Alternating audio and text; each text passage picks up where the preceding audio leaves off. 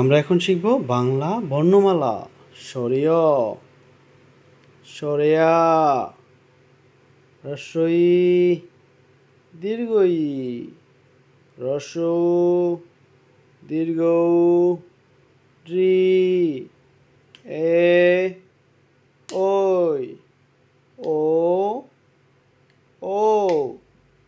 স্বরীয়, সরেয়া, হ্রস্ব ই, দীর্ঘ ই, হ্রস্ব উ, দীর্ঘ উ, ঋ, এ, ওই, ও, ও।